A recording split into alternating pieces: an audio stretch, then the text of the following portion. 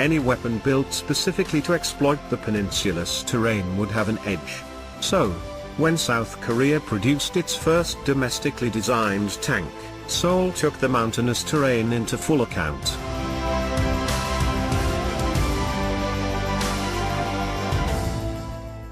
South Korea started to think about modern main battle tanks in the late 70s when North Korea began fielding T-62s with 115mm guns outmatching Seoul's M48 Patons and their 90mm guns. Thus, the United States gave South Korea permission to domestically assemble a modified Abrams tank termed the K-1. The K-1, like the original Abrams, first sported a 105mm gun. However, the K-1 is smaller than the Abrams and it has a diesel rather than a gas turbine engine.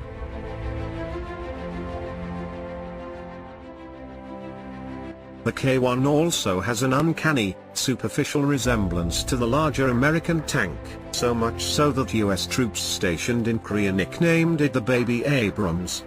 But South Korea owns very little of the technology behind the K-1. 80% of the components came from other countries, chiefly the United States. So while the K-1, which is still in service, outclasses anything the North Koreans have, South Korea wanted a new, domestically designed tank that would surpass any foreseeable North Korean threat. Furthermore, the South Koreans wanted to own all the technology so they could export it. The result was the K-2 Black Panther. Development started in 1995 and cost $260 million. In the end, South Korea designed a tank that on paper appears to be at equal, if not better than, the specifications of current NATO tanks.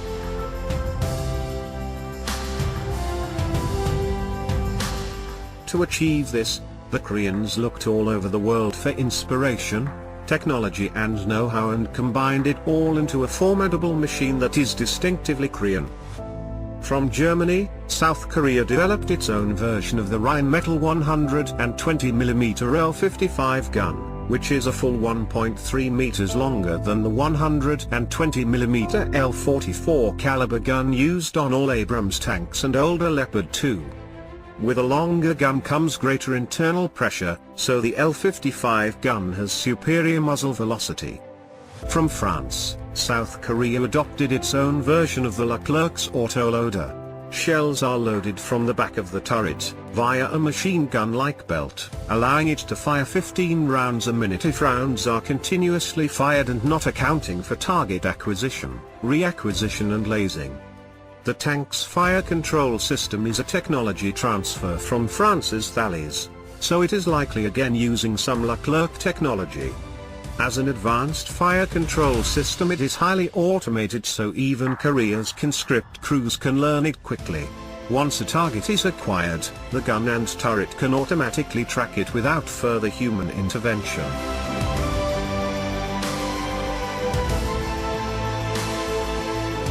The K-2 can also forge rivers up to 4.2 meters deep via a snorkel kit that doubles as a conning tower, something the Korean Army learned from the 35 T-80Us it acquired from Russia back in the late 90s. Although the heart of a tank is its gun, the next most important component is its engine and transmission, collectively known as the power pack. For this, South Korea again looked to Germany and its excellent MTU 890 V12 diesel 1500 horsepower engine. The domestically designed engine has slightly worse acceleration versus the MTU 0 to 32 km per hour at nearly 8 seconds, up from 7 seconds. The first 100 K-2 produced will have MTU engines and successive batches will sport Korean engines.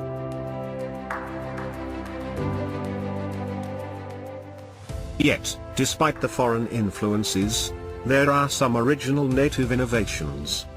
The most noticeable is the tank's hydro-pneumatic suspension.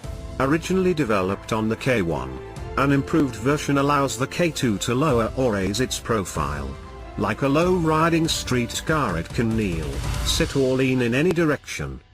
This allows the tank to conceal itself using the ultimate hull-down positions, the holy grail of defensive tank tactics, where the tank's turret and cannon peeks out from behind elevated terrain which hides most of the tank from any enemies advancing against it.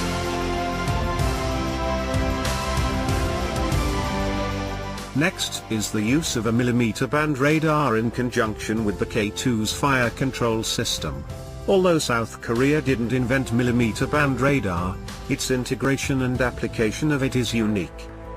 Since mountainous terrain is uneven terrain, there is a danger of sudden bumps knocking out the aim of even a stabilized gun while the tank is on the move.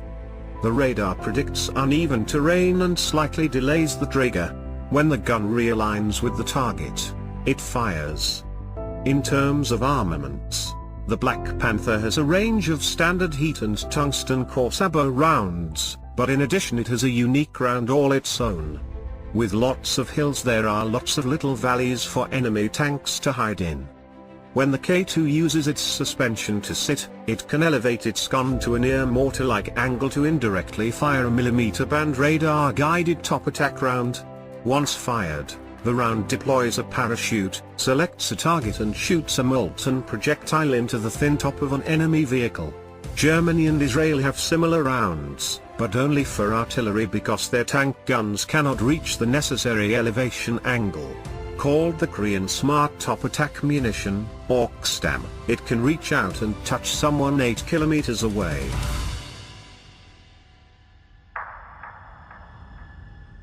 In terms of armor, the K2 most likely has a classified composite blend. Clearly, that doesn't say much, but we do know that the front has been tested to withstand a close-range sabot shot from the K2's own L-55 high-velocity gun. At only 55 tons, the tank is a full 10 tons lighter than the M1A2 or Leopard 2A6. There has been one taker. In 2008, Turkey evaluated this tank against the Leopard 2 and Leclerc. Part of the consideration was that Turkey wanted technology transfers so it could build its own variant. The performance levels were clearly close enough and South Korea sufficiently pliable with technology transfers that Turkey chose the K2 to be the technological basis of its Altay tank project. For around $300 million, Seoul transferred technology, sample components and tooling to Ankara. Faced with unique threats and a terrain that is not exactly tank-friendly, South Korea adapted technology from all over the world, as well as its own innovations, to create a weapon customized to its unique needs and environment.